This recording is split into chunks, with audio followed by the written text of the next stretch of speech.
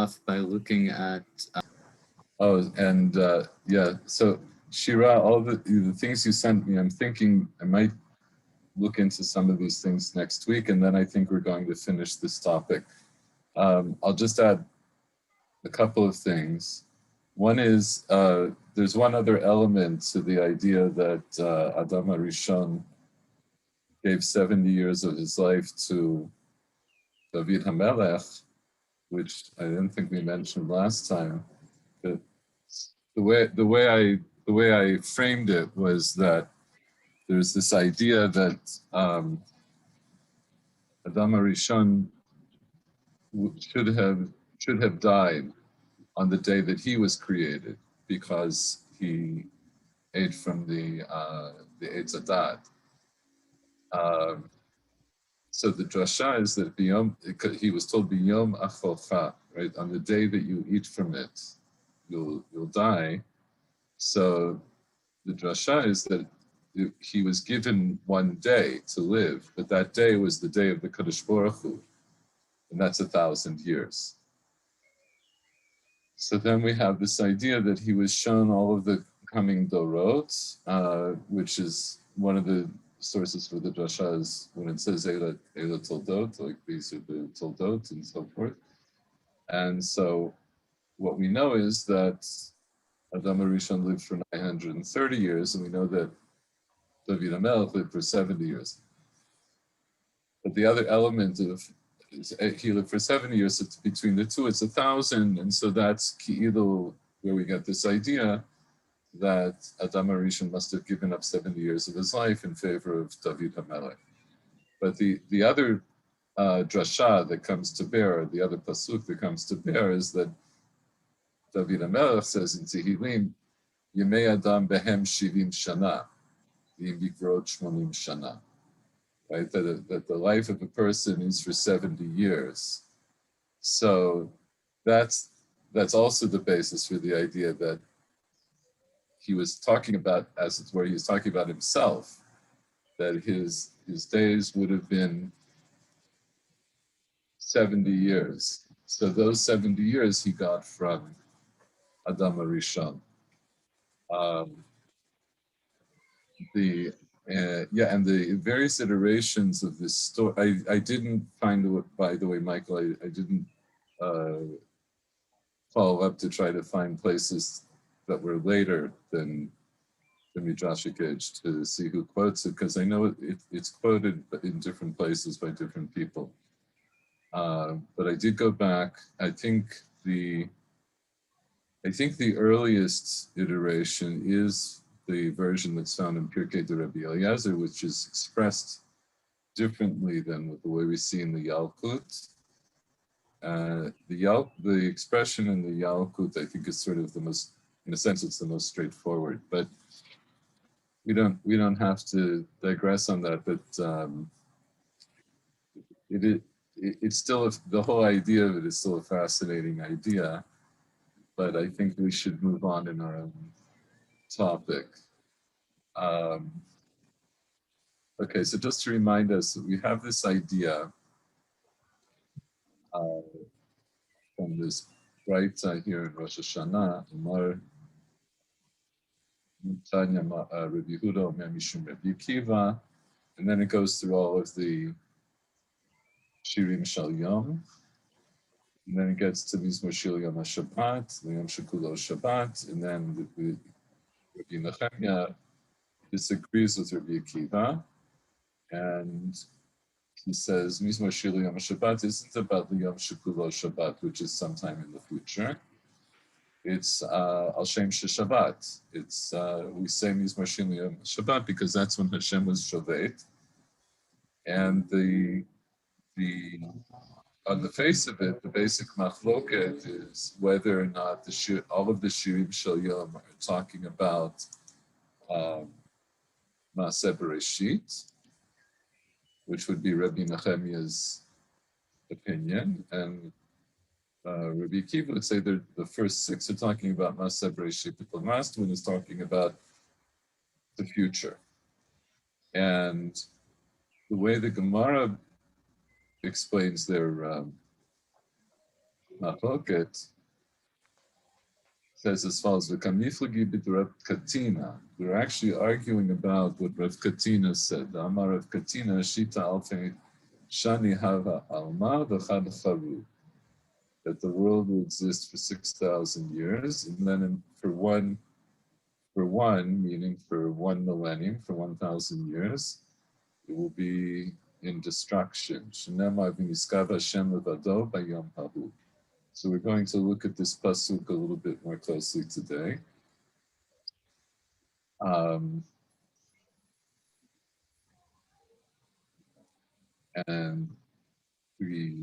that's Rav Katina. Abaye Amar, he says, Trei Charuv, it's going to be destroyed for 2,000 years. Shenemar Yechayenu miyomayim. And we'll look at that pasuk as well. So when the Gemara says, Miflagi b'Rav Katina, they are arguing, it's Rabbi Akiva and Rabbi Nehemiah are arguing about Rav Katina. What does it mean? How does that explain the machloket between Rabbi Akiva and Rabbi Nehemiah?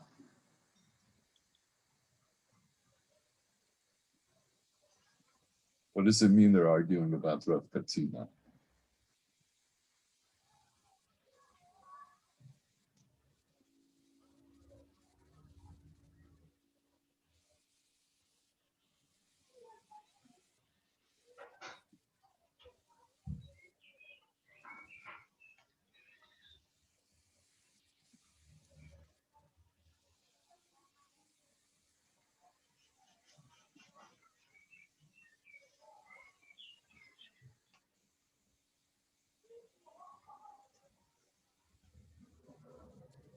So let's put it this way. Presumably, who holds like Rav Katina?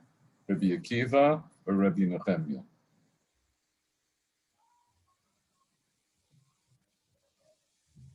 Rabbi Akiva. And it's in accordance to Rabbi Akiva. Rabbi Akiva. And how do you know that? Why do you say he holds like Rabbi Akiva? So that's the Shabbat concerning to future time, not belonging the Shabbat of the first creation.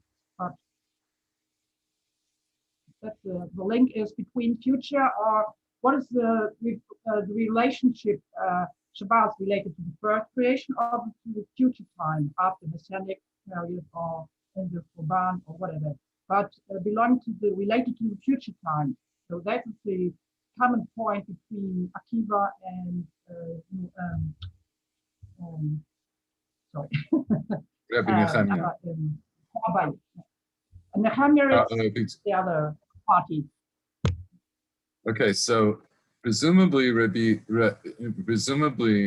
Akiva holds like Rav Katina, which is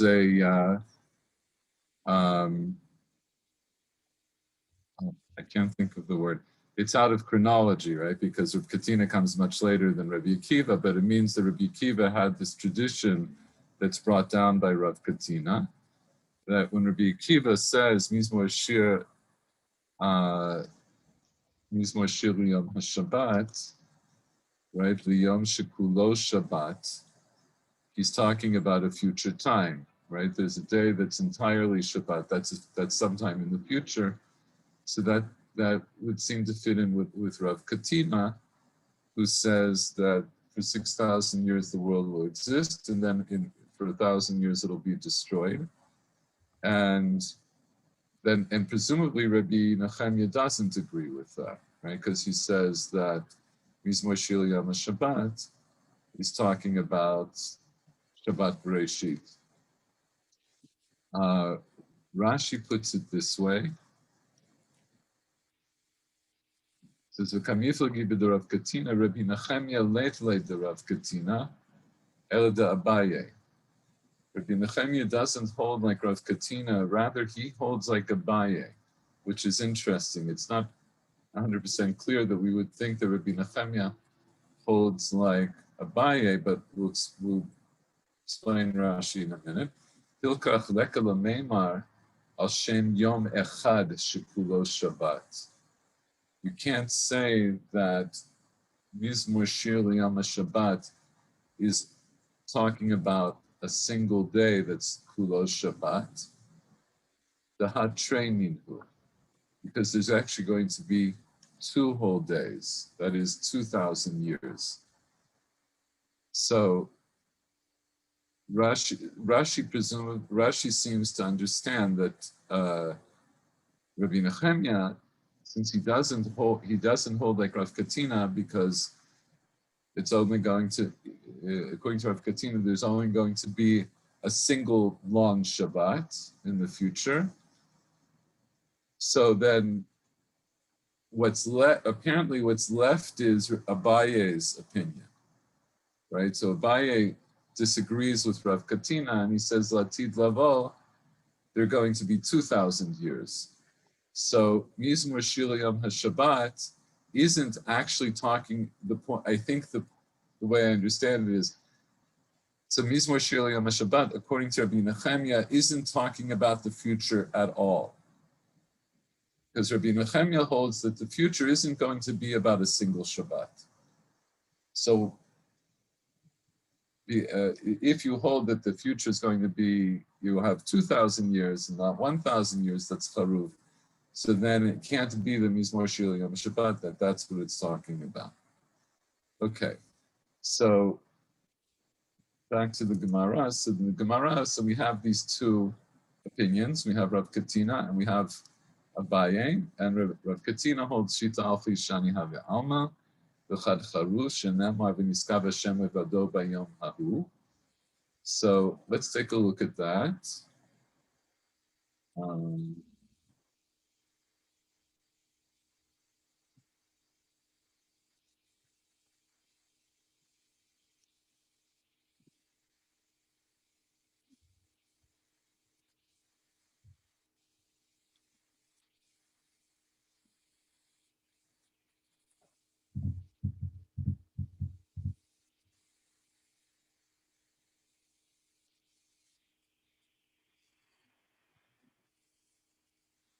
Okay.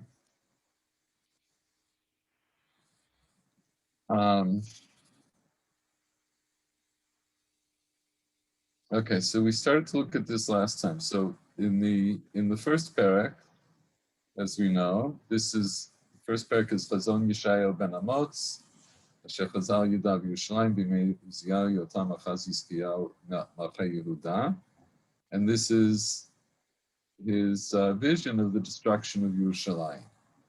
We'll just summarize it like that. So then we come to the next chapter, Hadavar Shechazal Yeshayahu ben Amotz al Yudav Yerushalayim. So here, in the first part of the chapter, it's talking about sometime in the end of days.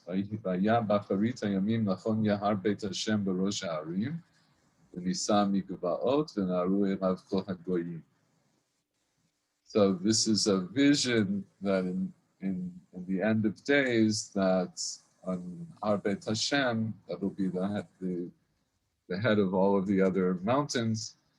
It will be lifted amongst all the other hills, and all of the nations will stream toward it. So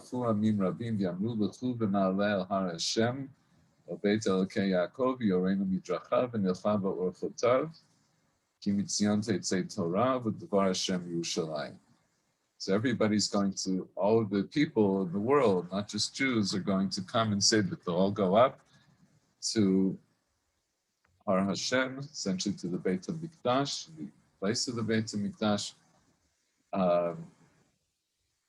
so that so that everybody is going to recognize the primacy of the Torah, and they'll all want to go to the Beit HaMikdash because Mitzion Tetzei Torah, U'Dvar Hashem Yerushalayim. Everybody's going to go there because that's the source of what everybody now sees as being the most important thing for them in the world. ושפט בין הגויים והוכיח לעמים רבים וחיטטו חרבותם לעתים וחניתותיהם המסמרות lo yisa goy al goy cherev, v'lo yilmadu od milchama. It's a very famous part of the vision. But as we said last time, beginning in Pasuk Hey, it turns a little bit, right? It says, Beit Yaakov l'chu v'nelcha ba'or Hashem. So this is Yeshayahu now speaking to Bnei Doro, right? People in his generation. And he says he's chiding them to go now in the light of Hashem, in other words, to do tshuva. Ki natashtam Beit Yaakov, Himalu mikedem, v'onanim kaplishtim, v'yaldei nachrim yaspiku. This pasuk can be interpreted in a couple of ways. I mean, all the psukim can be interpreted. It's not clear who the referent is here, right? Ki natashta amcha Beit Yaakov. So does this mean, is he speaking as it were to Hashem because you have left your people, the house of Jacob, ki ma'lu mikedem, because they have filled up from the east, the onanim kaplishtim, and they are soothsayers like the plishtim, the yaldei nachrim yaspiku. There are actually a number of different ways of looking at it, but the other way is kinatashta amcha. Wait, what is he saying here? Thou hast forsaken thy people, the house of Jacob. That's the way he translates.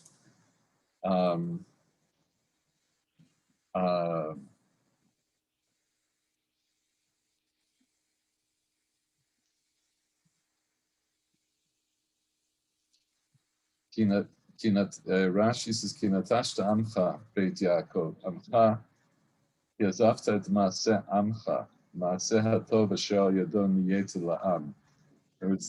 The other way of looking at it is he's addressing the people that you have left amcha, you have left the way of the people. In other words, you've left a proper way of behaving, Beit Yaakov. And what was the way that you left it is ki malu mikedem, malu, that you became filled with the things that people of the east do, which are not good things, right? They're avodah zarah, and soothsaying, and yaldei nachrim yaspiku. He translates that here, and they please themselves in the brood of aliens. Also, the different perushim here. Yaldei nachrim yaspiku. Rashi says balim bat el nechar, that they have intercourse with the daughter of a foreign god. Mitabim begoyim. In other words, that they get yaspiku in the sense of they get their satisfaction, right? And yaspiku could also mean like to strike or to hit, and so there are other ways of interpreting it. But the point is, maybe I shouldn't go into the weeds on this, but the idea is Beit Yaakov v'Kubanelcha b'or Hashem, because now at this point right now you are sinning, right? So you need to do tshuva. V'timalei artzo kesef v'zahav v'im ketzer l'otzrotav v'timalei artzo susim v'im ketzer l'markavotav.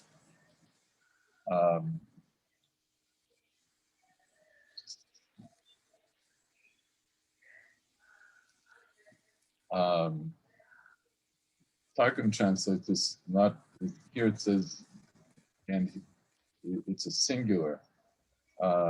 It's his land is filled with kesef and zahav, but the Targum understands it in context to mean there. It's referring to these foreign nations, that their lands are filled with silver and gold, and there's no end to their treasures, and their land is filled with horses, and there's no end to their chariots. The idea being, Susim also, as we know from other places in Tanakh, was also a sign of wealth and power. And he's saying that all of these things are, that yes, all of these lands have all these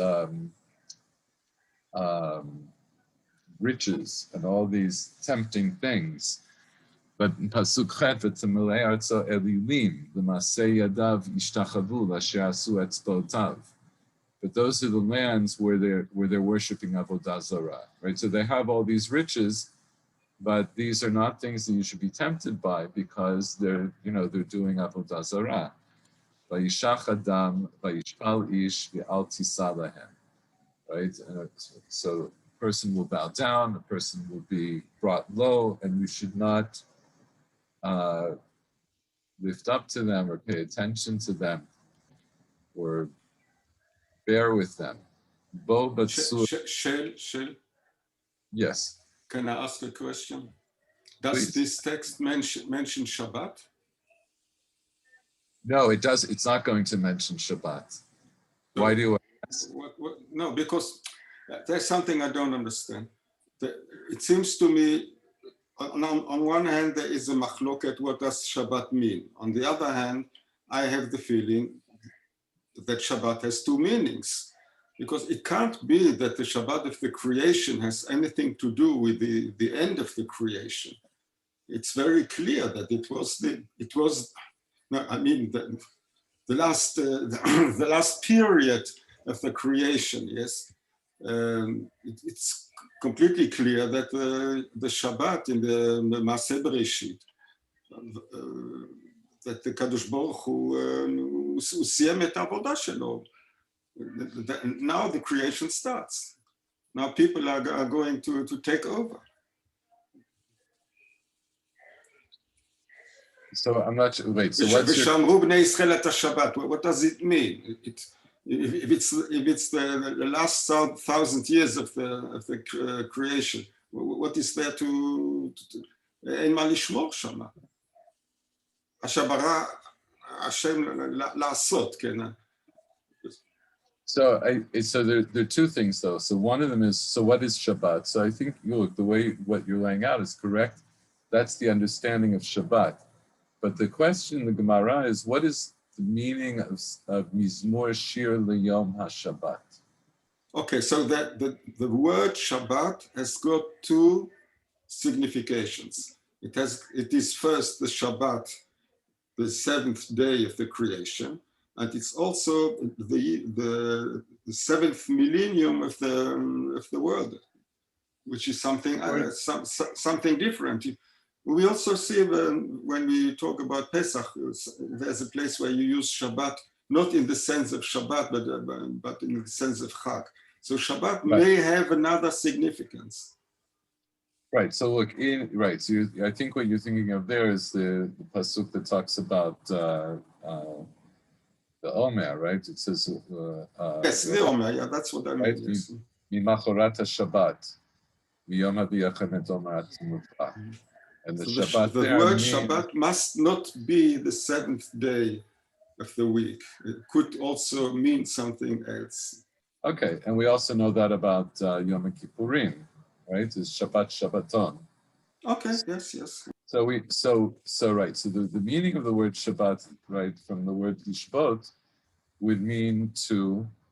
There is no easy translation, right? But the idea is that it's going to be some kind of a stopping, and therefore we think of it as a rest. So in the context of Maaseh Bereshit, Vayishbot bayom hashvi'i mikol melachto asher asa. So we understand that in the context of Maaseh Bereshit, Hashem was Shabbat, meaning that whatever the malacha or melachot that he did in the first 6 days are things that right now he's not doing. So that's a basic meaning of Shabbat, and it also points to this calendar day, right? That it's the 7th day of the week, and then, like you say, later on in the Torah, we understand that at any time that it can also refer to days of days that we are told not to do malacha, right? Days that we're told not to do malacha are also going to be Shabbatot. In the context here of the Yom Shekulo Shabbat, it's right, according to Rav Katina, this seems to refer back to Hashem, that Hashem is once again going to be Shovet. Hashem will once again be Shovet. So I think the word the Bria is Shovet because there are no more people and the Kadosh Baruch Hu is alone. So okay, actually, so we'll get to that because right now and from Rav Katina, like I said before, just from the words of Rav Katina is very terse, and it's not 100% clear. He says Chad Charuv, right? So for 1,000 years, the world is going to be Charuv. It will be in I would translate that as it will be in a state of destruction. And what that means is not yet clear. So you know what? Maybe I'm taking too much time here. Let me just go through this a little bit more quickly to get to the pasuk. So again, in the beginning, we have a vision of Acharita Yamim, where everybody is going to recognize Hashem. And then we have Yeshayahu turning to the people and telling them that they need to do tshuva. Right? You should be afraid of Hashem because he can punish you.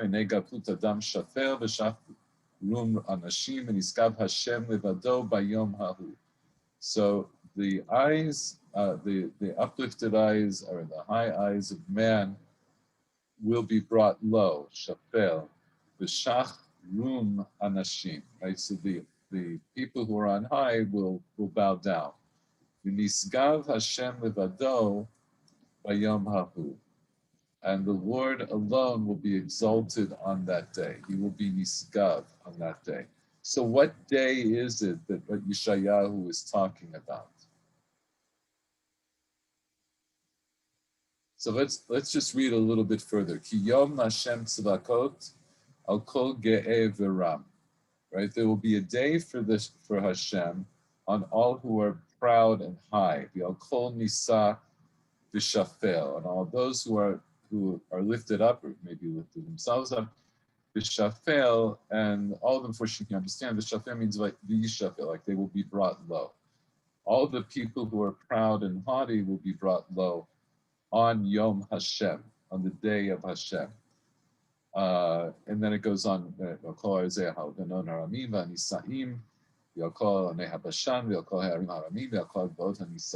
all these things that are very high.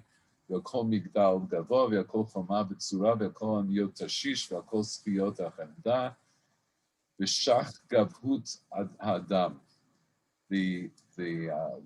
highness of man will be made to bow. V'shafel rum anashim. And again, repeating this idea that the people who are high up will be brought low. V'niskav Hashem levado bayom hahu. And Hashem alone will be exalted on that day. Now, it doesn't say that Hashem alone will exist on that day.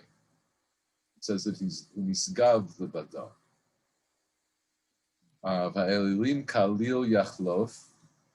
The gods, right? The idols, the gods will be completely done away with, shall utterly pass away.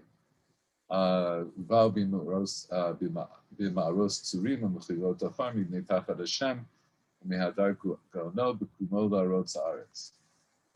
hahu yashlich adam et elilei chaspo. On that day, man will throw away the gods of his silver, et elilei zahavon, the gods of his gold, asher asu lo lishtachavot, that he made for him to bow down to, lachpor perot v'ratapalim, v'atalefim. Lachpor perot is understood actually to be lechaparparot, that it's actually supposed to be understood as like one word. To bow down to the moles, chaparparot, like the animals that dig underneath the ground, and atalefim, and the bats who are above the ground. But the idea is that that he made these idols of degrading, degradable, not degrade, of lowly things, he made these idols of like moles and of bats, and he'll throw them away. Lavo b'nikrot hatzurim v'sivei haslaim mipnei pachad Hashem. So basically to hide away because of the fear of Hashem. Umehadar ga'ono, right, from the greatness of God, the kumo la'arot sa'aretz, when he gets up to shake up the world, right? Hidlu lachem min ha'adam asher neshama ba'apo, ki v'ameh nechshav hu. This is at the end of this. So this is like a chastisement by Yeshayahu, and he's saying again that all of this is a chiding Bnei Israel in his generation that they should do tshuva, and he ends off by saying that you should leave man, or it's leave behind man, or stop your stop. Here, the way the Targum says, you should prevent yourselves or hold yourselves back from becoming enslaved to man. Because he's making idols. You should keep yourself from worshiping or from serving man when he's making idols. Because man has the breath of life in him. Meaning that today he is here, the way it is in the original, right? Because what is he considered with? What is there to consider of him? And it's translated, the meaning is because one day he's here, the next day he's not. And it's as if he's already been destroyed. So don't put your trust in people. Okay, so that's the basic thing that Yeshayahu was saying. So what is this day that he's emphasizing? By Yom Hahu. What is the day that he's talking about? So in prophetic literature, we have so many places. The Yom Hahu is the day of retribution, of judgment, and the end of the days. So and in judging and in forming a retribution, God shows His sovereignty, and it's a day of. Say that again. It's a day of sovereignty to show for the audience of all nations to be accepted, acknowledged that He is the judge, and it is a day of judgment and retribution for all the nations and for all deeds in the past. So, and by therefore showing the sovereignty of Hashem at all, for the audience of all. Okay, so yes, we see it here, we see it elsewhere in Yeshayahu, and we see it basically in most of the other Nevi'im, not all, but many of the other Nevi'im, as you point out, talk about this time, the end of days. Now, let's think about that, the way it's presented here in this chapter, just in the context of this chapter. So the beginning of the chapter talks about specifically Acharit Hayamim, and in Acharit Hayamim, then everybody's going to stream toward the Beit HaMikdash, and everybody's going to accept Hashem, and everybody is going to want to learn Torah. So that's not the same as Bayom Hahu, right? Bayom Hahu that it's being spoken about here, that's a day, like you say, that's a day of judgment, it's a day of retribution. That's when, people are that will be a day in a sense of enlightenment, right? We see later on that that's when people are going to throw away their idols and is in recognition that there's really just one God. So the whole point of this second 2/3 of the chapter is Yeshayahu is telling everybody, listen, in the first part of the chapter he says, ultimately everybody's going to recognize God. That's Bacharita Yamim. So I think you could make a diuk. Acharita Yamim could be after the days, right? Or it's the after time. So there's a time before Acharita Yamim. And maybe the time before Acharita Yamim is by Yom Hahu. On that day, there will be a day before Acharita Yamim. That's the lead-in to Acharita Yamim. That's the prelude to Acharita Yamim. And on that day, on Yom Hahu, Yisgav Hashem Levado, right? Just a second.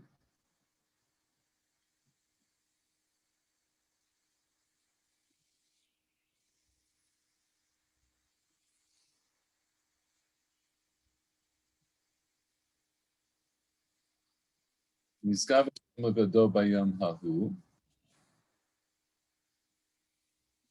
And that's repeated, right?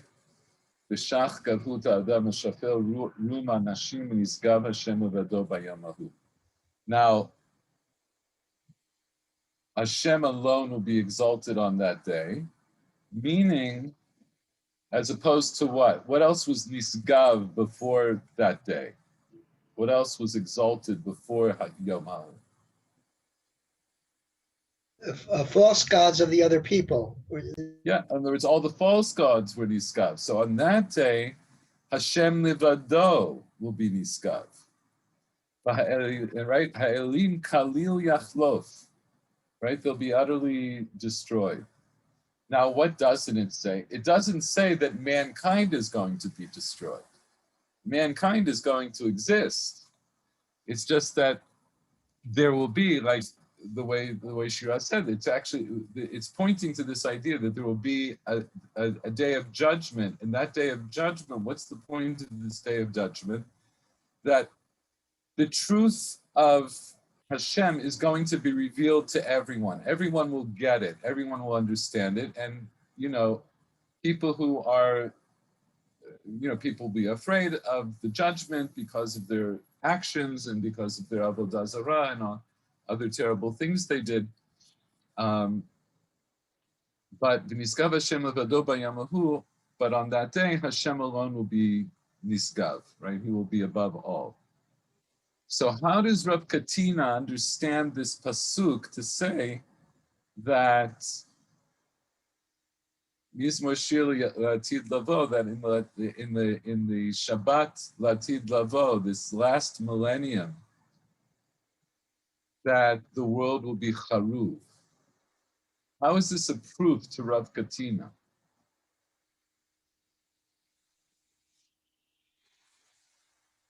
Perhaps in a limited ways, so only in the sense that this old corrupted world is charuv, without this exalted other gods and forces and adoration of this process of nature and whatever. So perhaps otherwise, in the total sense, it doesn't make sense, because exaltation seems to need something exalted over, so something being. There must something. So Wait, I'm sorry, say the last thing again. Otherwise what?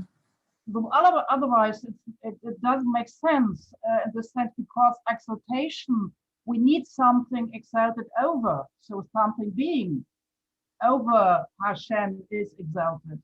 So we need something.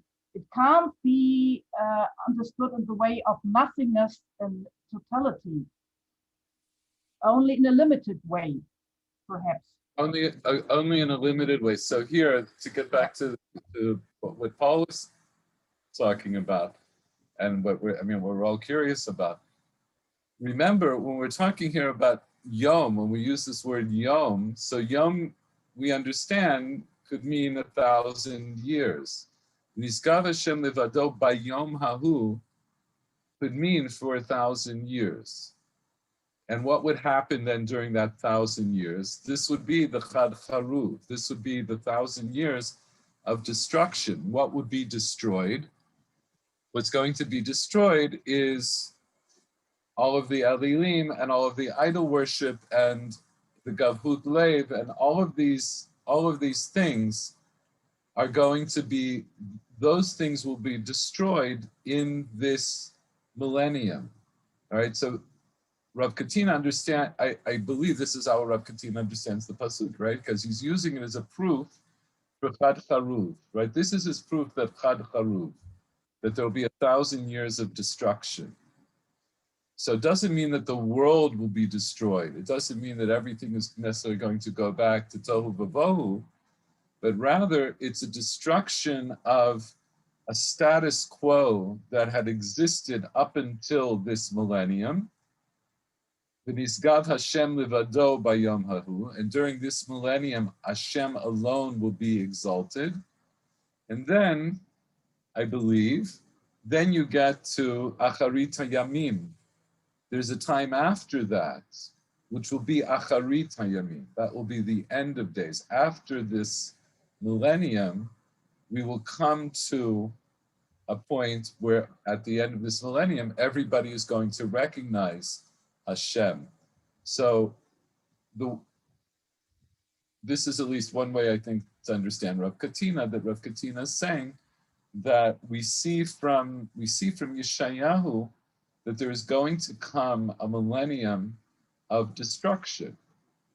And then that's going to be a prelude for a time afterwards when Hashem will be recognized as the soul, as echad, right? Hashem will be one, and everybody will stream toward the place of Hashem. I wonder if go ahead, Michael. Go ahead. Yeah, I wonder if Rav Katina, in fact, is positing, is suggesting that when he says olam, I wonder if he means just olam hasheker, basically a world that we understand as being separate from God, which would be, and so I'm wondering if he's sort of understanding idolatry to mean everything that we see as being separate from God, or not subject to God.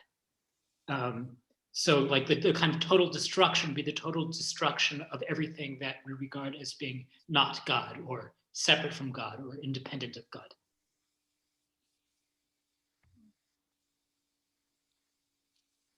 And Shir's looking skeptical. No, I mean, I'm thinking about it. So in other words, the way you would read Rav Katina, Shit Alfi Havi Alma, that the world exists for 6,000 years, and then it's just the world is destroyed in 1,000 years. And what you're saying is, so it doesn't mean the destruction of the world in its widest sense, but it's the world as it has been falsely perceived for 6,000 years. I'll tweak what you're saying a little bit. Is that sort of the direction you want to say? Yes. Yes. I mean, which it may be. In a nutshell, yes. Yeah. Okay. I think that's it. Okay. In other words, so if I understand you, then what you're trying to say, you're trying to answer this question. In other words, when we first read Rav Katina, we talked about this a number of weeks ago. It seems like this quite overwhelming statement. I'm not going to say it's not still an overwhelming statement. Actually, I think it's a more overwhelming statement. Well, but it seems so. I think in our first reading, it seems extreme. Like Hashem creates the world for 6,000 years, and then He destroys the entire world for 1,000 years. Like, what does that even mean? So now, based on the way we understand this proof text from Yeshayahu, what you're saying is, it means that the world as it has been perceived and acted in by man that will be destroyed. That will be destroyed in favor of the truth of Hashem Himself. And then once that process takes place, then we get to this Acharit HaYamim, where everybody is going to stream toward Hashem, stream toward the Torah and the Shekhinah and all of that. I would maybe be a little bit more specific. I would not say, in general terms, the world as perceived by man. I would say the world that man perceives to be separate from God. Okay. Okay, and so in that, right, I can definitely agree with that as a possible reading. That the idea being avodah zarah, in principle, is a basic separation between man and God, right? And conceptually, this is also the way the Rambam lays out the history of avodah zarah. That he says that in the beginning, when man understood that there was one God, and he understood that God created everything, and so he in different stages he starts to end up worshiping God's creation, thinking that he's worshiping God, but he's really worshiping God's creation. That's already a step removed from God, and then he just makes images of God's creation, and that's now even two steps removed. And so what you're saying is that on this day, all of the intermediaries between man and God will be destroyed. Sure. Things, yes. I think it's a very pessimistic view of the world, because it makes all the efforts to correct the world, to make tikkun olam futile. If in the end the world will be destroyed. I don't think it's Shira. pessimistic. Shira, go ahead. Sorry, Michael. Just a minute. So it's not excluded that Katina has a doctrine or theory about Olam Haba in the sense of an 8th millennium. So that's not clear. You are right if we all agree that for the end of the not the end of the creation, the end of relationship between God and his created entities, including mankind and the righteous people. But I think that Katina perhaps presume an ongoing or new beginning, a new initiation of creation of the world to come after the 7th millennium, the time of destruction. My problem is how to connect this idea of destruction with the idea of Shabbat as we know it and celebrate it. So only in the sense of finishing and ending, so short, but also the idea that God is occupied, so to speak, to purify and to clean this old world. So there's a lot of work to do. So how come it together with the idea of Shabbat, that God is, that's the idea of Menucha, also for Hashem. So that's a little bit tangential. Okay, this is a very good question. So in other words, how do we let's say that the pshat that I gave, and I'll take responsibility for it, for better or for worse. That let's say that we understand Rav Katina to mean that the 1,000 years of destruction is going to be 1,000 years of destroying the intermediaries between God and man, but the idea is that there is going to be some real destruction. It also sounds like people are really going to be punished, that physical things are going to be destroyed. Idols are going to be tossed away, they'll be destroyed and so forth. Things are really going to be destroyed. So how do we understand? And he uses the term charuv. He doesn't say chad shavat or shabta or whatever it would be in Aramaic, but it would be, he says there will be a time of destruction. So how do we understand this time of destruction as being Shabbat, which, regardless of whether you hold like Rabbi Akiva or Rabbi Nehemiah, and whether you think Shir Shel Yom Shabbat is about Shabbat Breshit, or is it Shabbat Latid Lavo, however you understand it, it's this Shabbat Latid Lavo is in correspondence to the 7th day of creation. There is a correspondence. And so Shira is asking the question, okay, so when we read the story of Maaseh Bereshit, Hashem is Shabbat mikol malachto. And and that Shvita was the completion of creation. And now we have this seventh millennium, which should then parallel that. It should also somehow be a completion. So why is it framed in terms of destruction? So this question, I would like to come back to it when we look at the Gemara in Sanhedrin. But it's an important question to keep in mind. It's a very important question to keep in mind. Shel, the Kadosh Yes. Baruch Hu promised that there would be no more destruction after the Mabul, after the flood.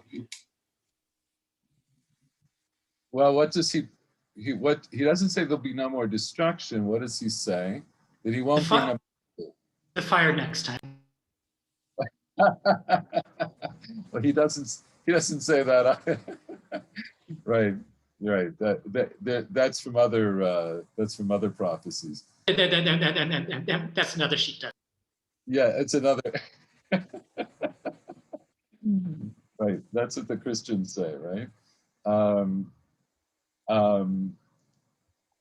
The other, you know what? But since you're mentioning that, I'll just point out when you read different prophecies about, Latid Lavo, Acharita Yamim, from the Nevi'im that we have, there's a lot of things they have in common, but not everything is in common, and it's not 100% clear that there's just one thing that could happen.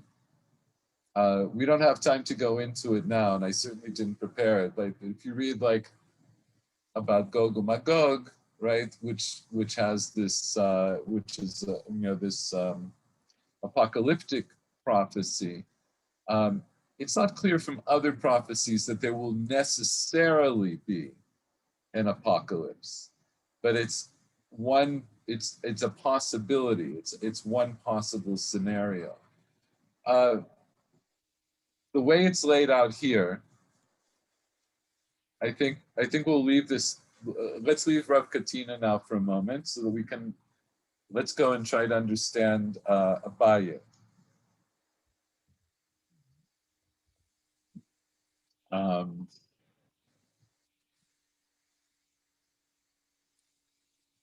Just a second.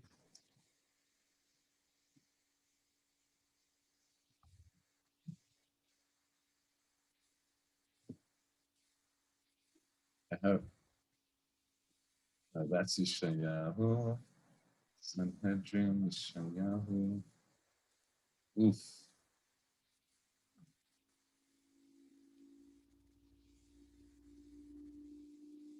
Okay, I'll just skip to there. Hold on a second. My windows are getting confusing here. Okay, so what did Abaye say? So Abaye disagrees with Rav Katina, and he says, Shrei Charuv. He agrees that there's going to be this time of destruction after the first 6 millennia, but it's going to be 2,000 years. And he learns it from this pasuk in Hosea, Yechayenu miyomayim. So first, let's just understand a little bit about the context of Yechayenu miyomayim and what that indicates. Yeah. Okay, so Hosea also was mochiach, right? Like the other Nevi'im. He's chastising and reproving Bnei Israel. And then in a similar vein to the way we saw in the Perek in Yeshayahu, here he's calling on them to do tshuva. L'chu v'nashuva el Hashem. Right, this is Hosea Vav. Kihu taraf v'yirpa'enu. Yach v'yichbeshenu. Right, because he is going to tear apart, presumably tear us apart, v'yirpa'enu, and then he will heal us. Yach v'yichbeshenu. He will strike and also heal us, bind us up, right? He's going to bind our wounds.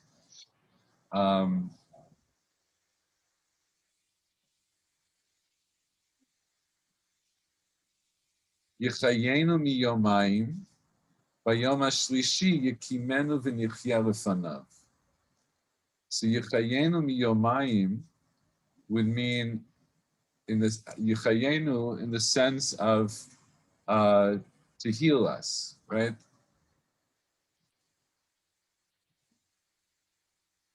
Rashi explains yichazkenu, mishtei puranot she'avru aleinu, mishtei miktashot shecharvu. He's going to strengthen us from the two great punishments that passed over us, from the destructions of both of the Batei Mikdash. But the term Yechayenu, this is one of the terms that Rambam talks about in the first section of the Moreh Nevuchim, that Yechayot, Yechyot can mean to live, it can also mean to heal, right? You say that a wound is healed, that it's you use in biblical Hebrew, that term is used also for healing. The Radak says this, Inyan refuah, yechayenu miyomayim. It's a matter of healing, kamo ad chayotam, right, from another pasuk, kamo v'yimruchu al hashpin vayechi, right, that they put it they rubbed this onto the blights, and then it was healed. So Yechayenu miyomayim, he will heal us from 2 days, and then on the third day, Yekimenu v'nichya lefanav. On the third day, he is going to bring us up and make us stand, and then we shall live before him or be healed before him. So once again, if we're talking about a day as being 1,000 years, Yechayenu miyomayim is going to mean what? 1,000 years. He'll heal us for 2,000 years. There'll be a healing period of 2,000 years. And then the third day will be the 9th millennium.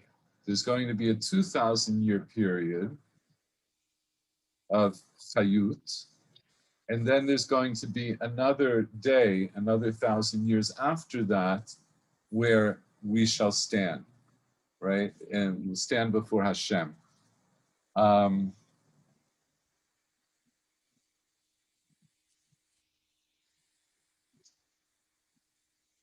Okay, so I think, hold on a second. Let's just read a little bit further. V'neidan yirdufa ladat et Hashem kishachar nachon motzao v'yavo v'geshem lanu k'mal kol shiorei aretz. So this is a description of this third day. What's going to happen? The Neidav near Dafa, let us know, eagerly strive to know the Lord. Let us know, or it could mean that we will know, that we will chase after to know Hashem. Like the shachar that knows it's coming in the morning, and it'll come to us like the rain, like the malkosh, the oreh haaretz, in which it'll be plain like these things that we see. Okay, I'm not. Because of the limited time, I'm not going to go through the rest of it, because then he goes back and he's still most of the rest of this parak is that he's still chastising. He's going back and he's saying that this is what we should be looking forward to, but in reality, you're sinning. And then he just right in the end he says, "V'veit Yisrael ra'iti sha'aru riyah," that I saw something terrible in the house of Israel. Sham znud le'Ephraim nitma Yisrael, gam Yehuda shat katzir lach. V'shuvi shavut ami. So also, Judah, there is a harvest appointed for thee when I would turn the captivity of my people. In other words, that there is, there's something good in store for you if you will do tshuva. So let's focus though on Yichayenu miyomayim b'yom hashlishi. So the sound of this, right, sounds different than the Miskav Hashem levado b'yom hahu, which did smack of destruction. It seemed to be talking about a day of destruction or millennium of destruction. Here, it's not exactly clear what happens in these 2 days, in these 2 millennia, except that it'll be a period of Hashem healing. So it has to go through this period of healing, and maybe 1,000 years isn't enough. Maybe you really need 2,000 years. But this seems to be how Abaye understands.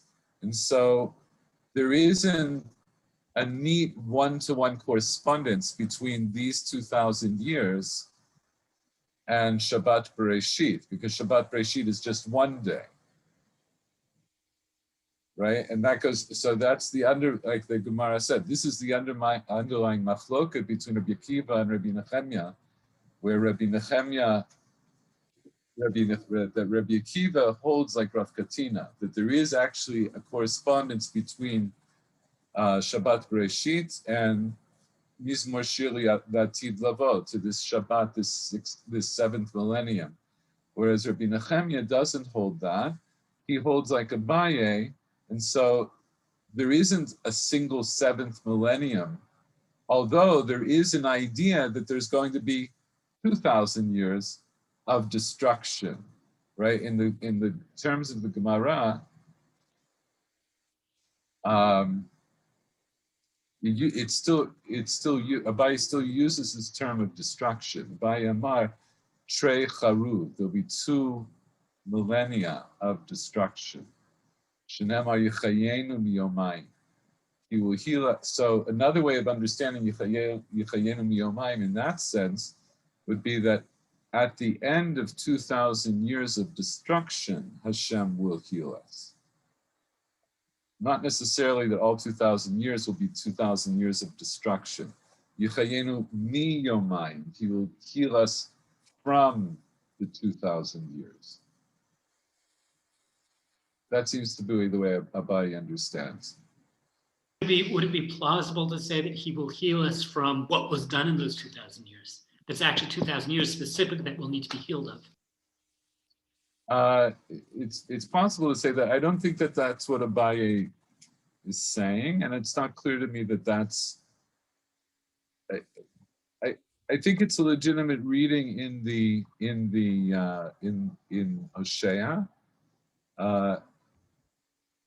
But I think I'm going to go with what I said. I'm going to go with what I said. The Trei Charuv, that it seems like Abaye understands that there's going to be 2,000 years of destruction.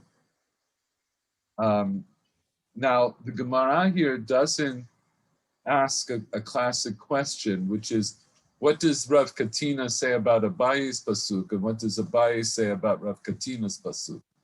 In other words, usually, right, if you have 2 contradicting psukim, you have to ask the other person what they thought the other one meant, like what the other proof text meant.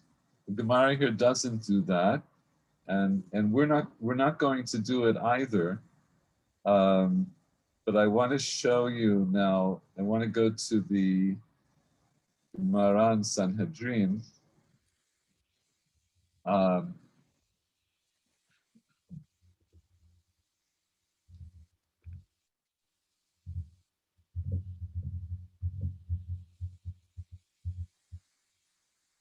Oops.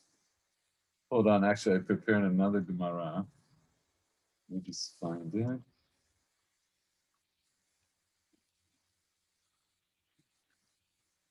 The Gemara in Sanhedrin, which begins a few daf earlier, is the Gemara on the famous first Mishnah of Perek Chelek, Kol Yisrael Yesh Lehem Chelek Ve'olam Haba, and then the Mishnah also goes on, right? Basically, most of the parak then goes on to say, except for, right? Then there's a whole list of people who don't get a Chelek in Olam Haba.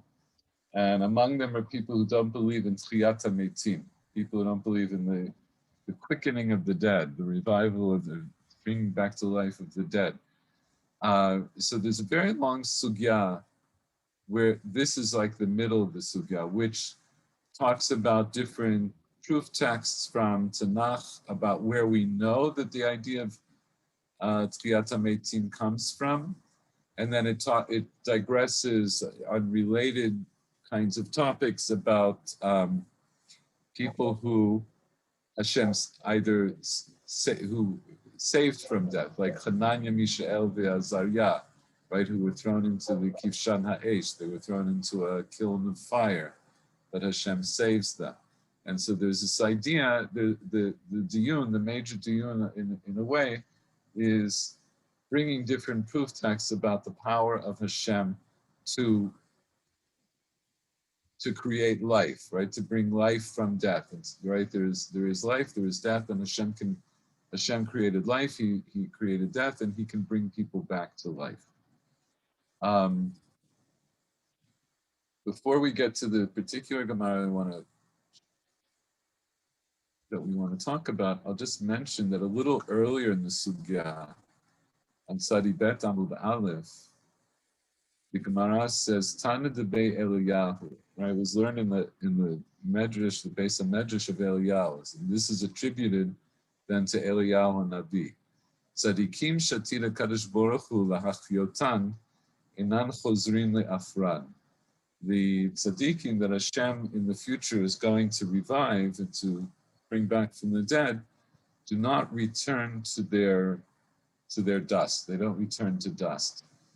Shenamar vayahan yishar b'tzion v'notar b'Yushalayim kadosh yomar lo kol hakatuv b'chayim b'Yushalayim ma kadosh li'olam kayam, just as something that is holy stands forever, avheim li'olam kayimim, so they also stand forever.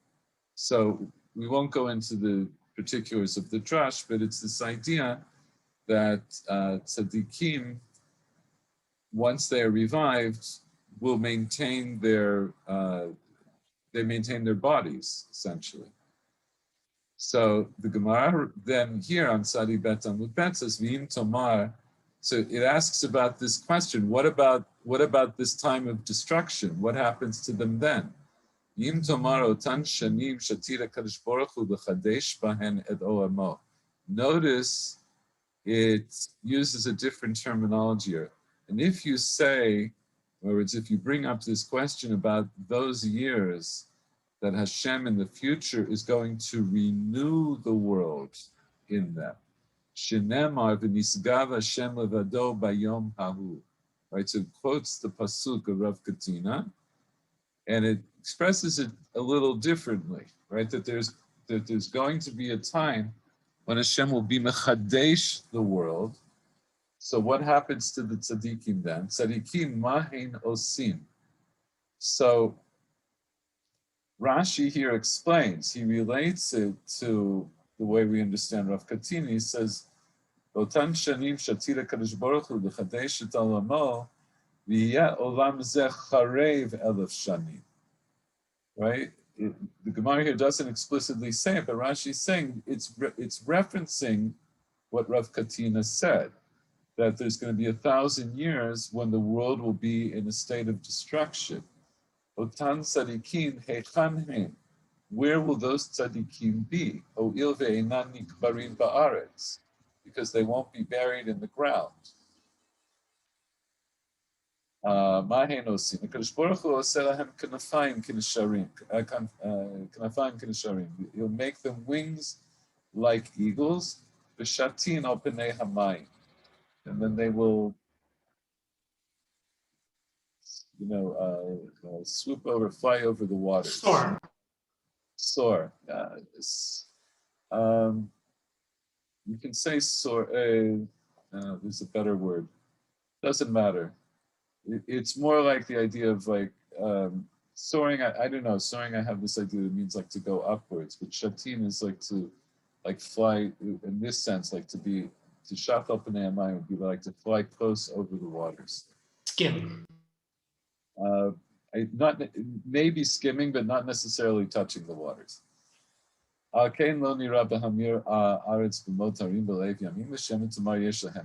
Maybe you'll say that they have pain, like in other words, they'll be uncomfortable physically doing this.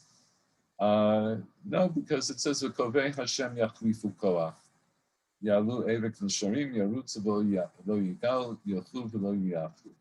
That the Kovei Hashem, those who hoped for Hashem, put their trust in Hashem, these tzaddikim, yachlifu koach, their energy is going to be constantly renewed. Now, we don't have to go into this whole thing, and maybe, everybody can take a look at this themselves. The main reason I bring this here is not so much to talk about what the status of tzaddikim who don't return, their bodies don't return to the dust of the earth, and what are they going to do during the seventh millennium? But I'm pointing it out mainly because here, this seventh millennium is introduced in a different way. That it's seen here. It's in the Gemara. The emphasis isn't that it's going to be a time of destruction, even though Rashi says that is this time of destruction that Rav Katina is talking about. But it's a time of chidush of the world, which is also one of the ways we understood this idea of Yechayenu miyomayim.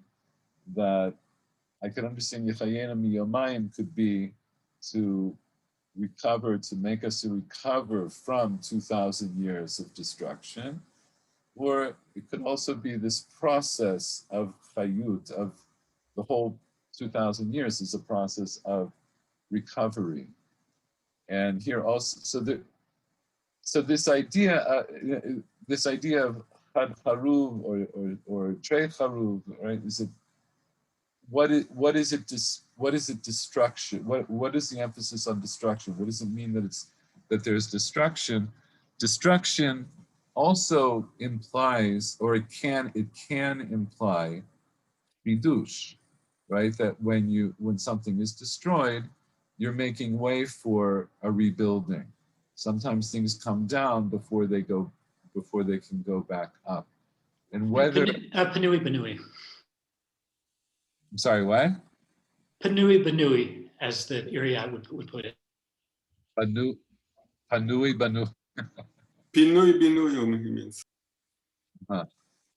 Right, clear it out and build it up. Okay. I pointed that out. Let's look at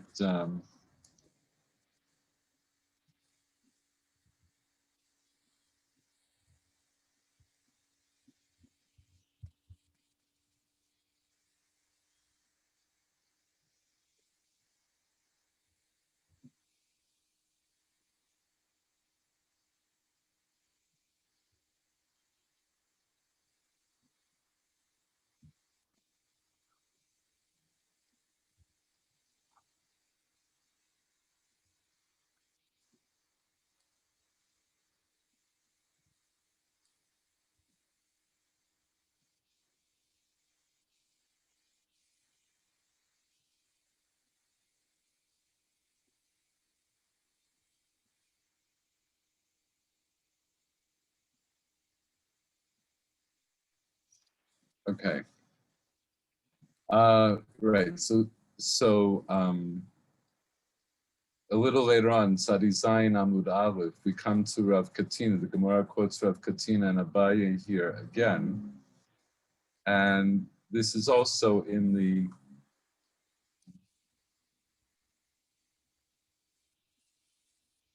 context of the Gemara here. Like I say, this very long sugya. It's talking about these eschatological things, right? These end of days kinds of things, and Biyat HaMetim and Dor Ben David Ba. But I decided, for the sake of brevity, that we're not going to go through the whole sugya, although I would encourage everybody to take time and look at it. So Amar of Katina Shit Alfi Shani Havu Alma B'chad Charuv Shnema V'Niskav Hashem Levado Bayom Hahu. Right, so we see it's the same Ma'amar of Katina we saw in Rosh Hashanah. Bayim are Trei Charuv Shnema Yechayenu Miyomayim V'Yom HaShlishi Yekimenu V'Nichyat Lifanav. So now here the Gemara goes on a little bit more about the machloket between Rav Katina and Abaye. Tanya Kavate de Rav Katina, Kashem Shahashvi'it Mishametet Shana Achat L'Sheva Shanim, Kacha Olam Mishamet Elef Shanim L'Shivat Alafim Shana, Shenema V'Niskav Hashem Levado Bayom Hahu, Ve'omer Mizmor Shir Yom HaShabbat Yom Shekulo Shabbat. Ve'omer Ki Elef Shanim Be'enecha Ki Yom Etmol Ki Ya'avor. So let's just look at this Braita. So this Braita, Gemara says, this Braita goes like Rav Katina. So what does the Braita say? Just the same way that Shvi'it, in other words, the Shemitah year, Mishametet Shana Achat L'Shevet Shanim, right? It's a Mishametet is a word that's not unlike Lishbot, right? The Shamet Lishbot. It's this idea of refraining from, right? So the seventh year is Shametet Shana Achat L'Shevet Shanim. We do a Shemitah year for 1 year every 7 years. Kach ha'olam mishamet Erev Shanim L'Shivat Alafim Shana. So also the whole world is going to have a Shemitah millennium. 1,000 years for a 7,000 year cycle. Shinema v'niskav Hashem levado bayom hahu. And also it says Mizmor Shir Yom HaShabbat, Yom Shekulo Shabbat. So and then finally va'omer ki elef shanim be'enecha ki yom etmol ki yavor. Right. So the last proof text it's this basic proof text that we should understand. So here, let's put this together. So the Braita tells us these three things, right? That there's this idea that Shemitah, that the Shemitah that the Torah tells us to observe gives us one Shemitah year for every 7 year cycle. And so, but also we understand that there's going to be 1,000 year Shemitah in a 7,000 year cycle. And then it says, Ve'omer Mizmor Shir Yom HaShabbat, Yom Shekulo Shabbat. So what is that? What is the Ve'omer? What is that coming to tell me? Why is it brought after it's telling me this idea that there's going to be a Shemitah millennium?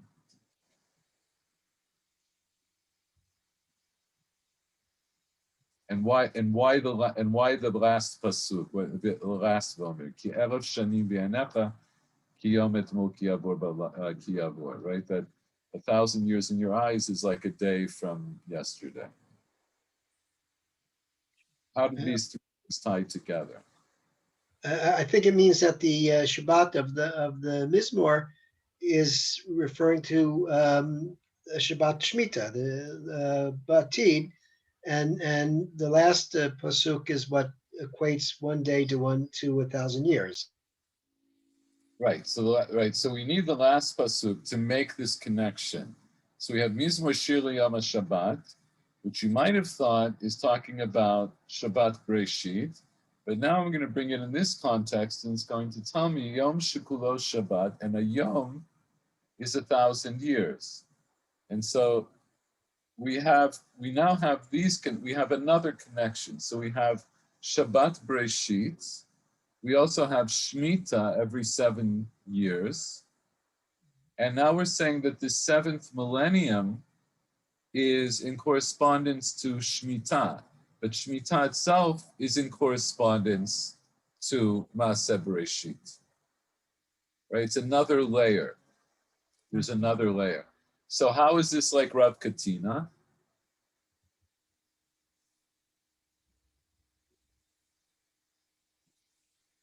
Rav Katina says that the seventh millennium corresponds. Seventh millennium corresponds Shabbat, and it's the age. Right, we understand that, right, so in other words, Rav Katina doesn't use the example or the metaphor or the precedent, however you want to understand it, of Shemitah. He just relates it directly to Shabbat, right? And he's saying that Mizmor Shir Yom Shabbat that is being spoken about in Tehillim is not really in correspondence to Shabbat Bereshit, it's really in correspondence to a millennium that's going to come at the end of 6,000 years. And in the Breita also understands that there's going to be a Shemitah for 1,000 years at the time of this Shabbat Latid Labo. So they agree on that, but they're using maybe different metaphors, right? Shemitah is not the same metaphor as Shabbat, although in the Torah itself, of course, there's a very strong link because Shemitah is called Shabbat Lashem. Shemitah is Shabbat Lashem. So the Torah itself makes this connection. And that was, by the way, without opening it up, but this was the point of the Ramban at the beginning of Bahar, where Rashi says Shabbat Lashem. 1 second, Shira. Rashi says Shabbat Lashem means that we do Shemitah l'shem Hashem, and Ramban says no, that Shabbat Lashem means literally that this is when Hashem Himself rests. It's not just that we do Shemitah for the sake of Hashem, but Shabbat Lashem. It's a time of rest, a time of Shabbat for Hashem Himself. And he specifically references Rav Katina. The Ramban specifically brings Rav Katina that it's a reference to this idea of this seventh millennium. Now, Shira, what did you want to say? Okay, so association. So first we translated Shemitah, sabbatical year. So we have this context of Shabbat and sabbatical year, but the problem is now we have a year. We have the analogy between a day and 1,000 years, but now we have a year. We have a new term, a new mean of numbering, and so it seems to be an inference. And also with Shemitah, we have the context of Yovel. So we have the context of. In the context Shemitah, we are thinking about Yovel. So we have. So again, so we have a new level, and with the level we have new opinions and a new possibility of thinking and to associate and to combine what is the analogy between 1 and 1,000. So it seems to be this like an entrance and a new a multiplicity of ways of paths is opened immediately to think in a new way about this topic of analogy and right. In other words, times and all the speculation about the future and multiplicity of 7 and 7 and 7. Okay, so yeah, just to say quickly that if I introduce Shemitah, so Shemitah is a year, it means now I have a different basis for calculation, right? Because Shabbat Bereshit is 1 24-hour day as we understand it, and that's 1,000 years in Hashem years, in Hashem's day. So what if I have a whole year?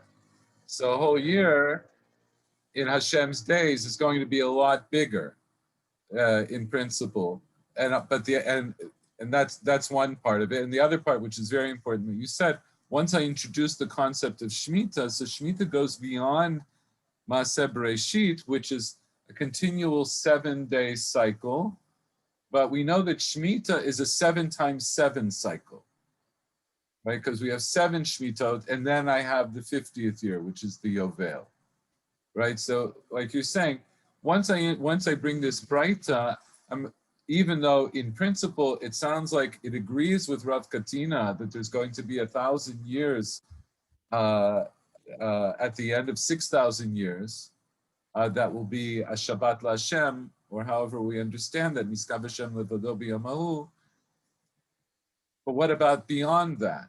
We saw from the Psukim and from Rav Katina that even Rav Katina, we could understand, implies that there's going to be an Acharita, based on Yeshayahu, there'll be an Acharita Yamin, there'll be a Bayamahu and an Acharita Yamin. And we saw from Hosea, the Rambayah Shita, Yichayenu Miyomayim, and then on the third day, there's going to be something after. What does it mean if I introduce now this idea of Shemitah? Does that mean I'm going to go through 7 cycles? Possibly, yes. Since it's 9 o'clock, I just want to read a little further, and I guess this is going to take longer than I thought. Let's just read a little further. Tanda Debei Eliyahu. Here I also have, remember what I brought for you earlier from Tzadi Beit Amud Aleph and Amud Beit is also Tanda Debei Eliyahu, right? It's something we learned from Eliyahu. Sheishet Alafim Shana Havi Alma. The world will exist for 6,000 years. Shnei Alafim Tohu. 2,000 years are Tohu. Shnei Alafim Torah. 2,000 years of Torah. Shnei Alafim Yemot HaMashiach. 2,000 years will be the days of the Messiah. Uva Avonotena Shirabu Yatsu Mehem Mashi Yatsu. And through our many sins, that which has gone out of them, right? That has gone out. In other words, we've lost from them what we've lost. So I'm going to stop here. We'll leave it as a cliffhanger, and we'll try to understand this a little bit like this, and a little bit further in the sugya here, and then I think maybe we'll summarize some of the other later things. Shira sent me a very nice series of comments based on the Ramban, which I think I'll probably I think I should just forward to everybody. You can look at it yourselves, and I'll bring you some other references as well. So I think we'll do this for one more week, and then I think we'll get back to Yoma, right? Because as we said, this is honestly a huge topic. The main thing that I want to get out of this, I'm not even attempting to go through all of the shitot on this. What I'm really trying to get out of this is that we understand these basic sources in the Gemara, which then serve as a basis for later thought on these topics. But as you see, I'm trying to emphasize the pshat of what we see here, and we already see that there's a basis here to talk about a lot of things. The fact that the Gemara here brings a proof for Rav Katina and not for Abaye also seems to indicate that the Gemara is leaning toward Rav Katina and his understanding, and not necessarily Abaye's. But like we see, both Abaye and Rav Katina have a similar thought, but nonetheless, this idea of if it's 1,000 or 2,000 years is actually quite a big divergence when we start to think about, like Shira is saying, like the calculation aspect of this seems to be very important. So there's a big difference between saying there's 6 and 1, and then what comes after that, and 6 and 2, and what comes after that. It changes the whole calculation and the numbers that we may associate with 6 and 7 as opposed to 6 and 8, right? 6, 7, and then 8, or is it 6, 8, and then 9?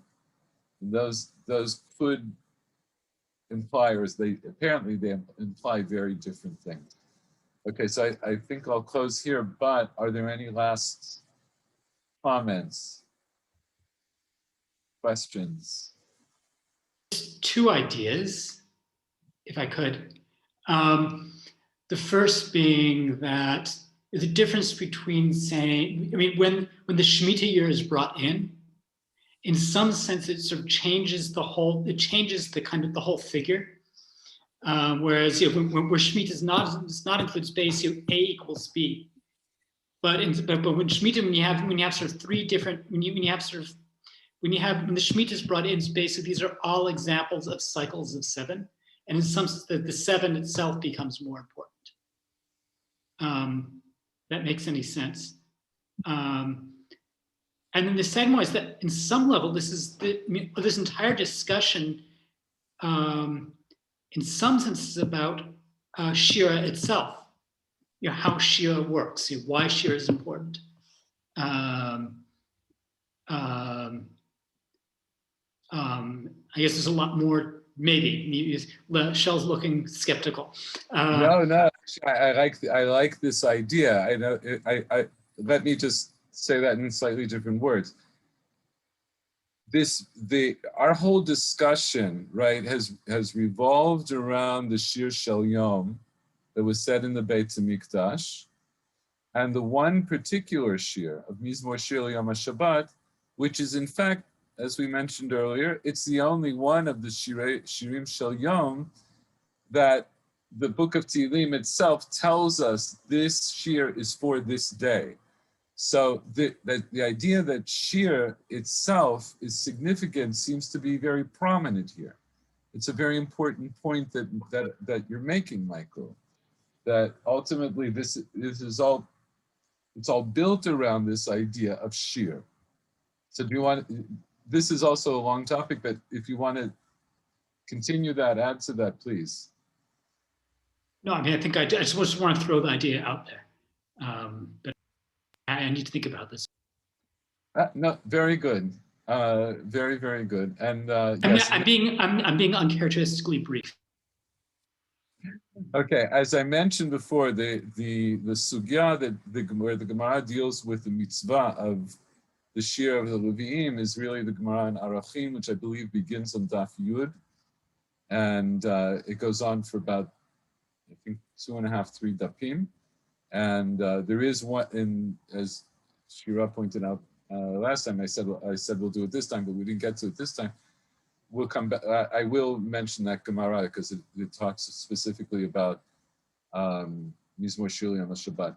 But as I mentioned, and as we talked about, I think already several times, the shir that the Leviim said in the Beit HaMikdash, that was an avodah. That was what they did in the Beit HaMikdash. It was an integral part of the avodah, no less than bringing the korbanot.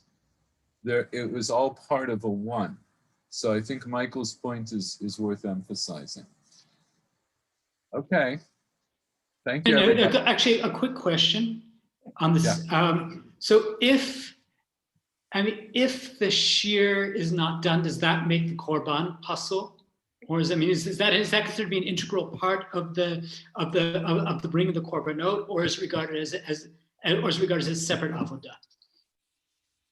It does. If I remember correctly, it's not that it will be posel the korban, but you'll be mevatel the mitzvah of shir, right? So in other words, we saw that from the Mishnah on Rosh Hashanah, right? That